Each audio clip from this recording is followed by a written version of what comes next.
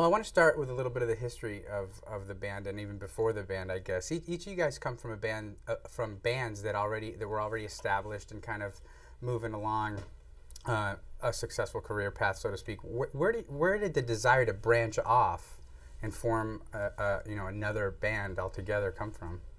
Well, I'll start because me and Gary have been together basically in different bands, but different names, but same band basically.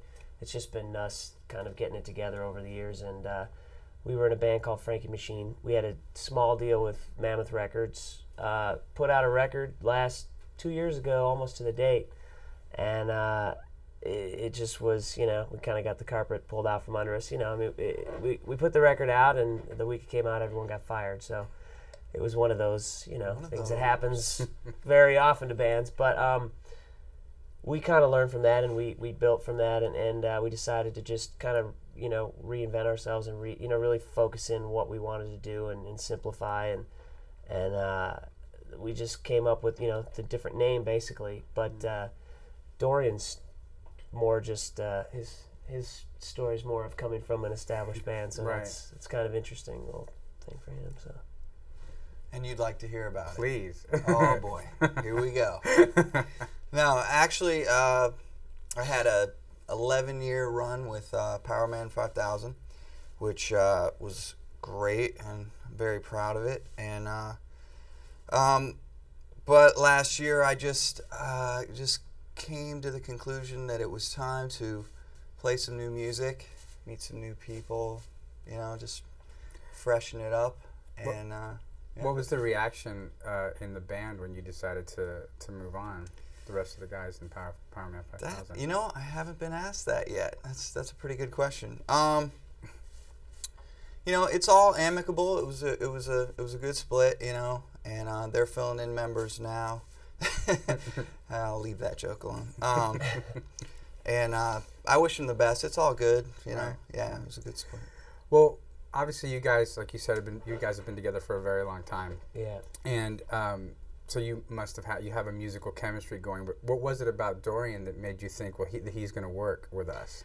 I think what made us realize that was that over the years we've had probably 5 or 6 different bass players, and me and Gary have always been musically on the same page, and we've always kind of fed off each other ideas and stuff. And we could never really find a guy that I just didn't gel with anyone else completely. We've had some close calls, but and honestly, when we decided to be a 3-piece again, we really knew we needed to get a bass player that could really play and fill up that space, because there's a lot of space when you have a 3-piece. Just one guitar, one drum, bass, and so I think just when he came down and he just nailed it. I mean, he's a great player, and he's a really he's a super mellow guy, and in a good way, So we were just, and he's an easy guy to get along with. Right. So it just kind of happened at the right time, and we're happy that it worked out that way. What about for you, Dorian? What made you think that these were the right guys? Because obviously you moved on to find another band.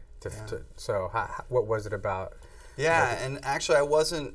It happened so fast. Like I wasn't ready for it. It just a friend told me that they were looking for a bass player, and I really should go down and play with them, just check them out. And I was like, yeah, sure. But I wasn't focused in on what project I wanted to do yet and what I was writing. And so I went down, and actually I got the CD first because they had just finished up recording. So I got the roughs, and I was able to check out the tunes, and I really dug them. So the next day, night, and the next day, I burned the whole album down and went down and was able to play the whole record. Yeah, he played the whole record down first time through. We were me and Gary looking at each other going, that's right. Yeah, it was. I loved the music, and it just felt right. So I just, I went for it, and it was such a good vibe, and that's, it's so important to have the good personality vibe, to make it work. Thank you.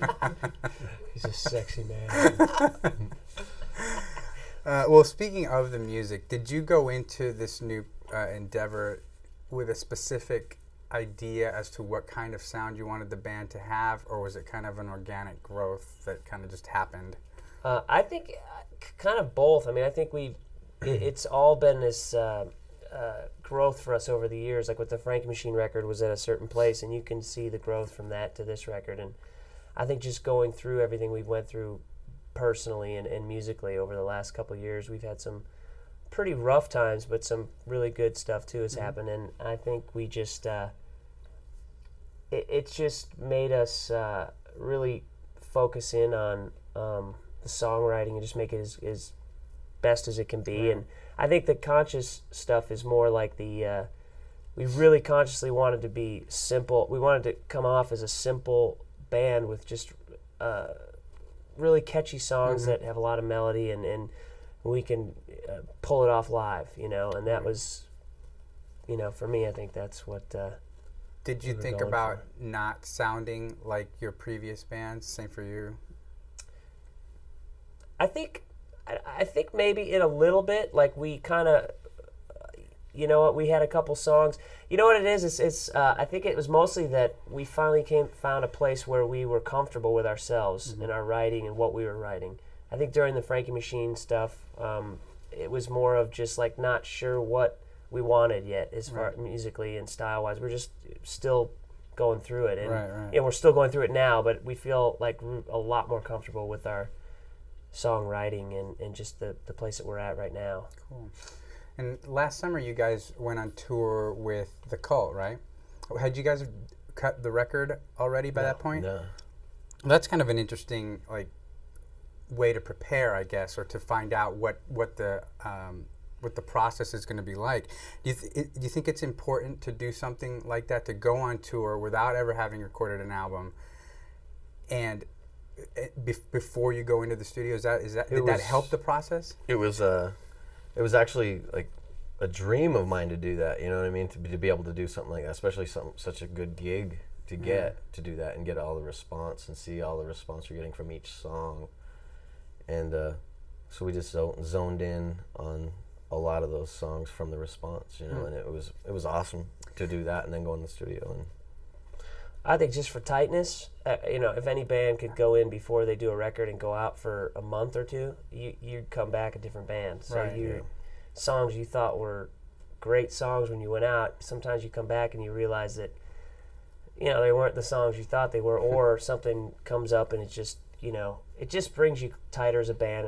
I think for any band, if they could do something like that, it would totally benefit. Let's do that on the next record, actually. Yeah. What do you think? Well, that's what we were doing with this when we were. Yeah, sounds like a good idea.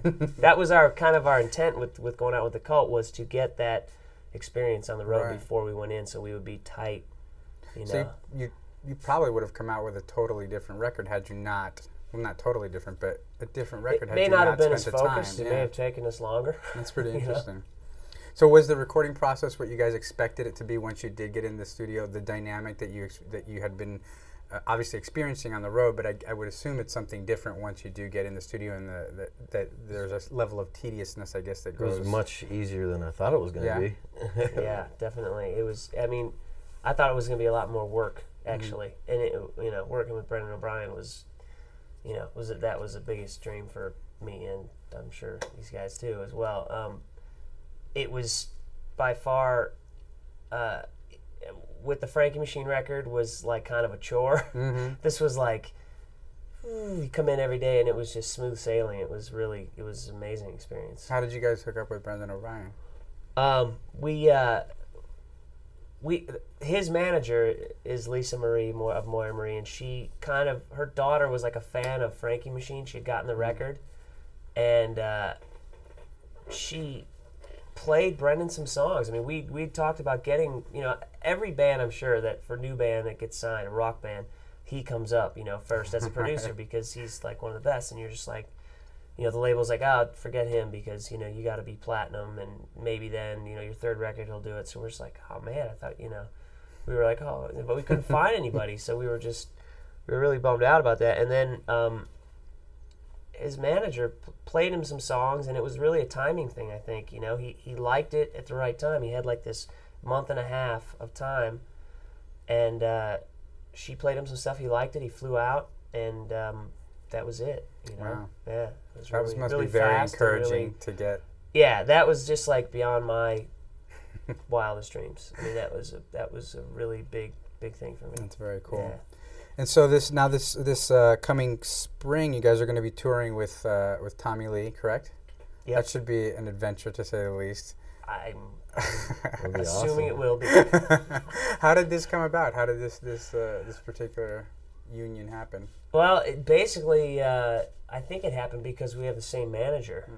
You know, Perfect. because that happens a lot. Mhm. You know, it's a question of trying to. When you're a new band, it's hard to get placed with people. So whenever you can get placed with somebody that's you know, Right. in your Who in you your know, or who family. your buddy is. Yeah, Have you guys gotten to hang out with him or get to know him yet, or just? I've never met him. Looking forward to it though. Yeah, I can't I wait. want to see him play drums, but he's gonna be singing. So We heard today he's going to be playing drums as well. He's gonna be, You know, he's got to do a little drum. he's got a big got a- production set up. So He's got to show it off a little bit.